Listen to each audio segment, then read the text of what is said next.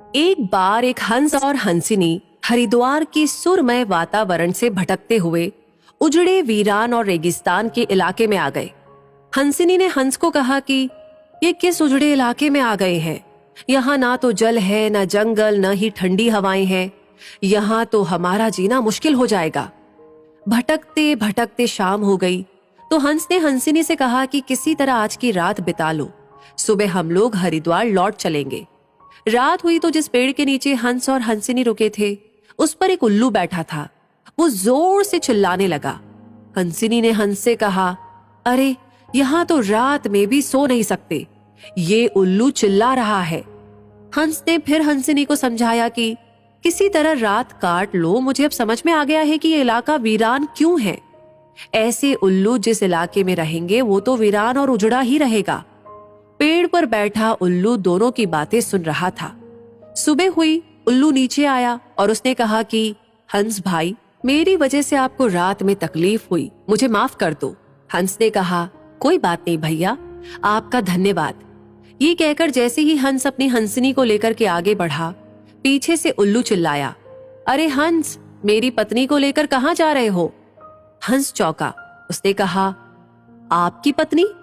अरे भाई, ये हंसिनी है, मेरी पत्नी है, मेरे साथ आई थी, मेरे साथ जा रही है। उल्लू ने कहा, खामोश रहो, ये मेरी पत्नी है। दोनों के बीच विवाद बढ़ गया। पूरे इलाके के लोग एकत्र हो गए। कई गांवों की जनता बैठी, पंचायत बुलाई गई, पंच लोग भी आ गए। बोले, भाई किस बात का विवाद है?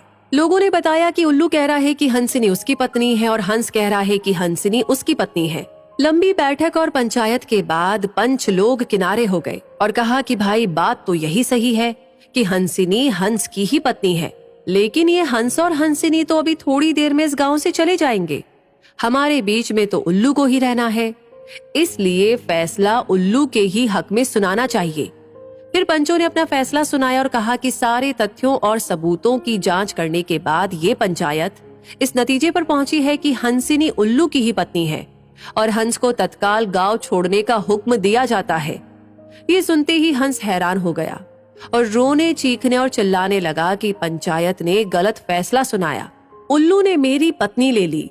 रोते चीखते जब वो आगे बढ़ने लगा तो उल्लू ने आवाज लगाई, ए मित्र हंस, जरा रुको।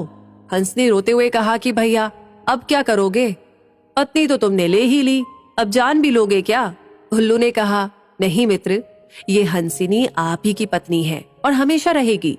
लेकिन कल रात जब मैं चिल्ला रहा था तो आपने अपनी पत्नी से कहा था कि ये इलाका उजड़ा और वीरान इसलिए है क्योंकि यहाँ उल्लू रहता है।